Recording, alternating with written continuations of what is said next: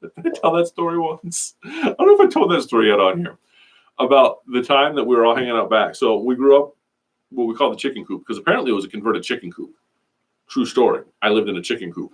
And Mom, you can attest to the fact that we lived in a chicken coop. So we lived in this chicken coop. I don't know why that's relevant to the story. I don't really think that it is, but we lived in a chicken coop. And you have that window that looks over the sink so you can do dishes and look out upon your vast estate that's out behind your house.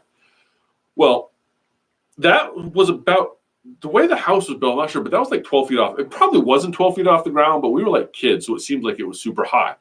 But anyway, so you have the kitchen window, and it's behind the house, and we're all playing one day, and we're like hanging underneath the kitchen window telling stories, because Bradley just got back from like the first grade, so he's telling us all about the great first grade. And he's like, "You want to hear a joke I heard today?" And I'm like, we're back there. I think it was me. I think little Howard was with us. I think Spencer was with us. I could be wrong. I could swear that Spencer was with us.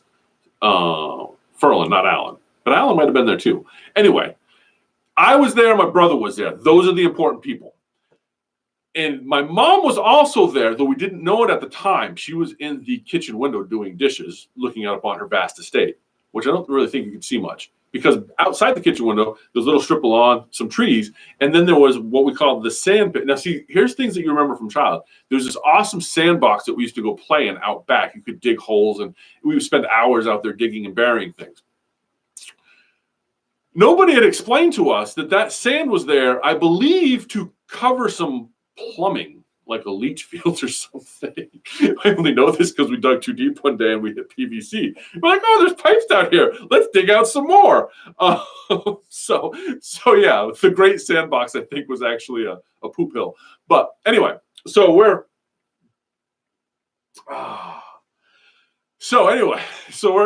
behind the chicken coop. Brad's telling us all about his first grade adventures, and he's like, I heard a joke today." I'm like, "Oh, okay." And he's like, "Ask me what time it is." And Brad, he's like, "Yee." He's like, "Ask me what time it is." I'm like, "Why?" "Just ask me what time it is." And so me being the astute little brother, I'm like, "Bradley, what time is it?" And he looks at me in the face and he says, "Now, if children are watching, you need to cover your ears right now, because this was straight out of the mouths of a naughty first grader." Maybe he was second grade, but I think it was first grade, because I don't remember being in school at the time. But anyway, so I say, "Bradley, what time is it?" And he's like, "Half past the monkey's ass, quarters to his balls." And I thought that was raucously funny. I thought that was hilarious. Everybody present thought that was funny, except Mom, who was in the window, because immediately we hear, "Bradley Ray, get in here." Now, can somebody explain to me something as an adult I don't understand? So your mother has just yelled at you with your middle name, so you know you're in trouble, right? "Bradley Ray, get in here." Why would Bradley Ray then proceed to enter the house knowing that his mother is mad at him? I would think that there's some sort of evolutionary process by which that would have been bred out of us as a species, because that would not have an optimal outcome for the individual that listened to his mother that said, "Bradley Ray, get in here." So that was that's the day my brother got his mouth washed out with soap. I believe it was Dial.